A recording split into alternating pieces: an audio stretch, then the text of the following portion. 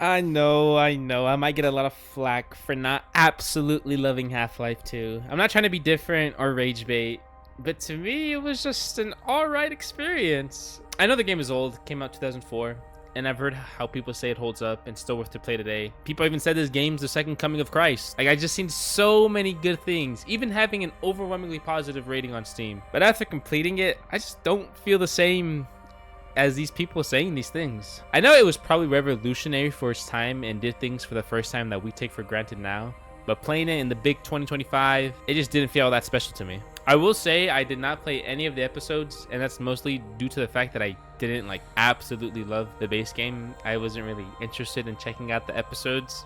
Another point is I played Black Mesa before this, not the original Half-Life one, and I really enjoyed Black Mesa, and it gave me super high hopes for Half-Life 2. So what didn't I like? So when I talk about Half-Life 1, I'm going to be talking about Black Mesa since that's the version I played. So coming from Black Mesa, I know that game's a lot more advanced and uses more advanced technology since it came out in 2015. So maybe that's a big reason why I didn't think Half-Life 2 was absolutely crazy or anything, because my first experience with this franchise was Black Mesa. Besides all the new like technological advancements that Black Mesa uses and it being released in 2015, I just enjoyed the concept of Black Mesa. I'm assuming Half-Life 1 was the same thing. I mean, I think the only thing they changed was like graphics in some areas, but I just enjoyed the idea of the experiments going wrong, and then there's this big breakout happening in the lab and you having to escape it and trying to save everyone whilst the military is ordered to just eliminate anything and everything coming from the site. It was just something that was so much fun. There was like some areas that were set up so cool. It was just this area where just you're getting bombarded by enemies, and I was actually struggling a little bit sometimes. I had to figure out, okay, who am I gonna kill first? What route am I gonna take?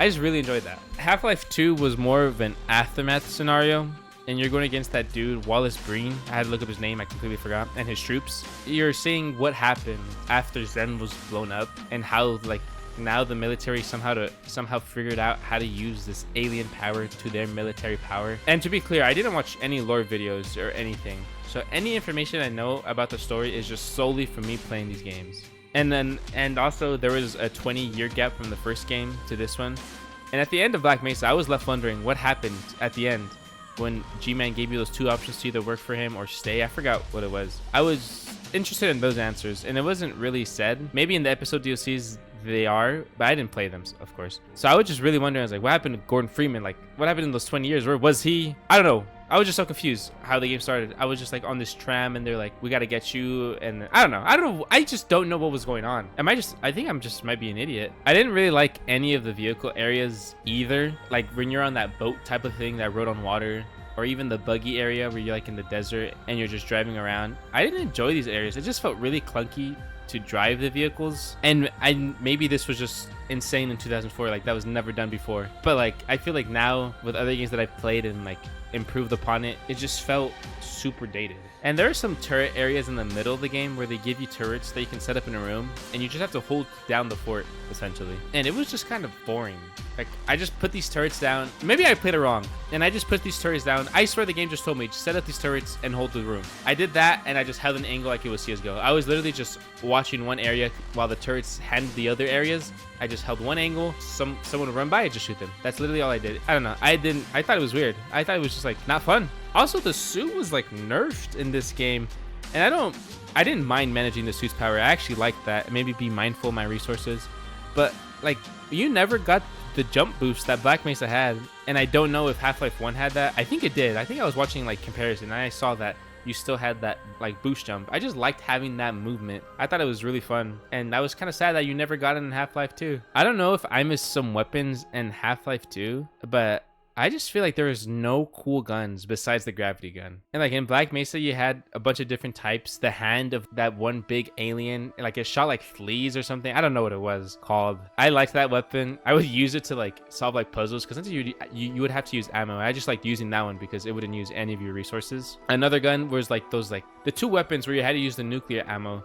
and you're fighting a bunch of enemies, and there's just these stones that are constantly reloading your weapons. I thought that area was sick. It just felt it had some adrenaline in me, blood rushing down to my crotch, and I feel like Half-Life 2 didn't have that. I mean, the gravity gun was cool. I mean, eventually it upgrades, and in the end, I feel like that's where I got that same adrenaline that I had from Black Mesa. I thought that was an area that stood out to me, and I'm gonna talk about that later. And I know a lot of people, when I was like reading some of the reviews on Steam, people were saying how the story is like so immersive and it captivates them, but it just didn't captivate me. It's been about 2 weeks since I completed the game, and I think it was forgettable. I don't remember anything. I paid attention, I swear. I tried to soak the information that they were giving me, but it just didn't stick with me. I didn't really care about a lot of the characters. I only cared about, the only characters I remember caring about was Alex, her dad, and the dog, since we played catch with him. I like that little guy, and then he opened that door. He was crazy. He was a little scary. I thought I'd be more interested in the story, but I just wasn't. Like, I didn't really care about the villain either. I just thought it was gonna offer more to me. So what did I like?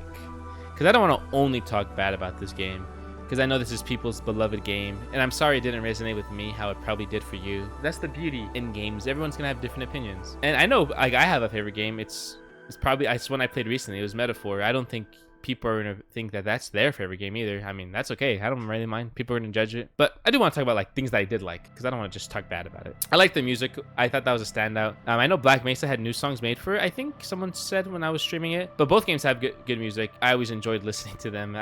There were some cool areas. Not everything was things that I didn't like the area where you meet Father Gregory. Am I saying that right? I don't know, but he had a bunch of booby traps all over his town. I felt like a horror game. And then there was this new type of enemy introduced. It was super fast, it was scary, it would jump at you. It was amazing. I actually liked that part a lot. And like I mentioned earlier, the ending area where you get the blue gravity gun was really cool too. I wish there was a little bit more time with the greater gravity gun, but maybe less is more, and it was reserved for that moment for a reason. I thought the puzzles were fun to solve as well with the physics, and I'm sure this was also another thing back then where it was just never seen where you're using these type of physics to solve puzzles. It was still cool to see now, and sometimes I would solve a puzzle and I was wondering if I even did it the way the game was intended it to be done. So overall, it was a cool experience to see what games were cooking back then in 2004. I just personally thought it was going to be a super amazing game to stand the test of time and jump into my top 10 games of all time, but I only found it just to be all right. Am I the only one that feels this way? Because I know people love this game. It's loved everywhere. I'm not trying to be a hater or anything, but I just don't feel like it was that crazy. I don't think it was that crazy to play now in 2025. Please be nice to me. And with all that being said, I liked Black Mesa a lot more than Half-Life 2. And I know it's like it came out 2015, but going to Zen was beautiful, by the way, in Black Mesa. I know Zen didn't look that good in the original Half-Life. I looked up the graphics comparison, but it was just so crazy. And the platforming was so fun. I feel like Half-Life 2 didn't really have like that platforming kind of experience where you're jumping from like one ledge to the other, like one rock that's floating to the other. I don't think it had that. Maybe it did, but I just forgot. So maybe it was my mistake playing Black Mesa first. Maybe that's the reason why I didn't really think Half-Life 2 was that crazy, because of the experience I had with Black Mesa. I don't know. Let me know. I'm out of here.